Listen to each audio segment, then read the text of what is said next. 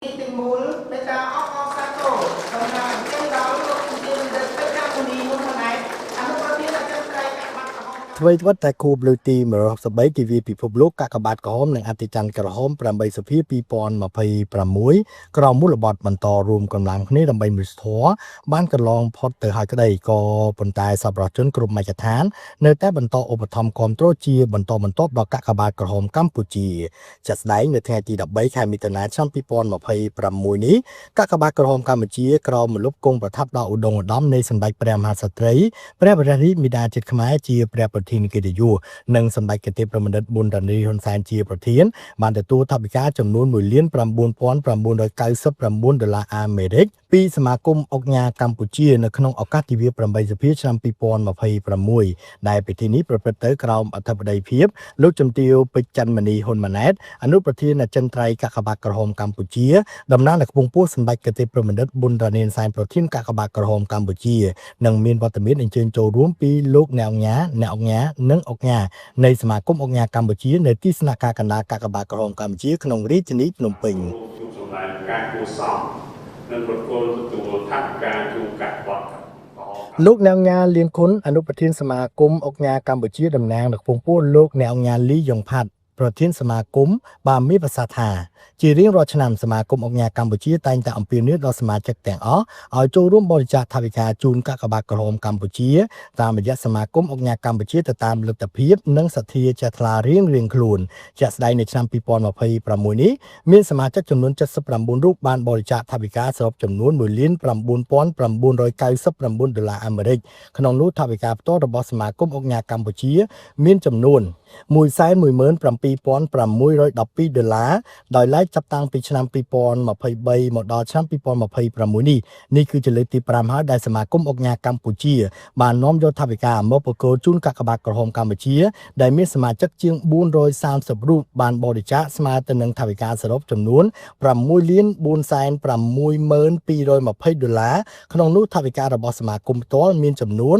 $3,58,202ដូច្នេះក្នុងនាមសមាគមសូមថ្លែងអំណរគុណនិងជ្រាបជ្រៅចំពោះកាកបាទក្រហមកម្ពុជាដែលបានផ្ដល់កិត្តិយសនិងឱកាសដល់សមាគមបានចូលរួមចំណែកក្នុងសកម្មភាពមនុស្សធម៌ដ៏ឧត្តមឧត្តមនេះក្នុងឱកាសនោះលោកអ្នកអង្គការក៏បានជម្រាបជូនអំពីសមិទ្ធផលសំខាន់ជាច្រើនដែលសមាគមអង្គការកម្ពុជាសម្រេចបានក្នុងរយៈពេលកន្លងមកក្នុងការរួមចំណែកជួយដល់សង្គមជាតិនិងអភិវឌ្ឍសេដ្ឋកិច្ចផងដែរបន្ទាប់ពីបានស្ដាប់នៅរបាយការណ៍សង្ខេបរួចមកលោកជំទាវបណ្ឌិតពេជ្រច័ន្ទមនីហ៊ុនម៉ាណែតក្រៅពីបាននាំបរិយាបណ្ដាំសម្ដេចព្រះមហាក្សត្រីព្រះបររាជមាតាជាតិខ្មែរព្រះប្រធានកិត្តិយសកាកបាទក្រហមកម្ពុជានិងការផ្ដាំផ្ញើសួរសុខទុក្ខពីសម្ដេចគតិប្រមនិតប៊ុនរ៉ានីហ៊ុនសែនប្រធានកាកបាទក្រហមកម្ពុជាក៏បានថ្លែងអំណរគុណនិងជ្រាបជ្រៅបំផុតចំពោះថ្នាក់ដឹកនាំសមាជិកសមាជិកានៃសមាគមអង្គការកម្ពុជាទាំងអស់ដែលជានិច្ចកាលតែងតែបង្ហាញទឹកចិត្តសប្បុរសធម៌ជួយឧបត្ថម្ភគាំទ្រទាំងកម្លាំងកាយកម្លាំងចិត្តនិងថវិកាដល់កាកបាទក្រហមកម្ពុជាលោកជំទាវបណ្ឌិតក៏បានគូបញ្ជាក់ថាថវិកាដែលបានមកពីការបរិច្ចាគនៅពេលនេះគឺពិតជាមានតម្លៃមហាសាលនិងជាប្រភពទុនដ៏សំខាន់ក្នុងការបន្តសកម្មភាពមនុស្សធម៌ជួយដល់ជនរងគ្រោះដោយគ្រោះមហន្តរាយផ្សេងៗឲ្យបានទាន់ពេលវេលាជាមួយគ្នានេះលោកជំទាវបណ្ឌិតក៏បានលើកឡើងពីសមិទ្ធផលសំខាន់ជាច្រើនដែលកាកបាទក្រហមកម្ពុជាសម្រេចបានក្នុងការជួយសង្គ្រោះប្រជាពលរដ្ឋរងគ្រោះជនភៀសសឹកនិងប្រជាពលរដ្ឋងាយរងគ្រោះបំផុតនៅទូទាំងប្រទេសដោយមិនប្រកាន់វណ្ណៈពណ៌សម្បុរឬនិន្នាការនយោបាយអ្វីឡើយដូច្នេះថវិកាដែលសមាគមអង្គការកម្ពុជាបានបរិច្ចាគនេះនឹងក្លាយទៅជាអង្គម្ហូបអាហារទឹកស្អាតថ្នាំពេទ្យនិងសម្ភារៈចាំបាច់ឬជំនួយបន្ទាន់មួយកញ្ចប់សម្រាប់ជួយដល់គ្រួសារមួយដែលកំពុងជួបការលំបាកលើពីនេះទៅទៀតក៏នឹងក្លាយជាកម្លាំងចិត្តមួយសម្រាប់ម្ដាយម្នាក់ដែលកំពុងបារម្ភពីកូនជាក្តីសង្ឃឹមមួយសម្រាប់គ្រួសារភេសឹកជាការលួងលោមនិងលើកទឹកចិត្តសម្រាប់គ្រួសារយុទ្ធជនពលីឬយុទ្ធជនរបួសនិងជាសារដ៏កក់ក្ដៅមួយប្រាប់ពួកគាត់ថាពួកគាត់មិនត្រូវបានបំភ្លេចចោលនោះឡើយសប្បុរសជនមិនមែនជាអ្នកដែលនៅឆ្ងាយពីប្រតិបត្តិការមនុស្សធម៌ទេសប្បុរសជនគឺជាផ្នែកមួយនៃបេសកកម្មមនុស្សធម៌ហើយជាកម្លាំងពិតនៅពីក្រោយជំនួយដែលទៅដល់ដៃអ្នករងគ្រោះ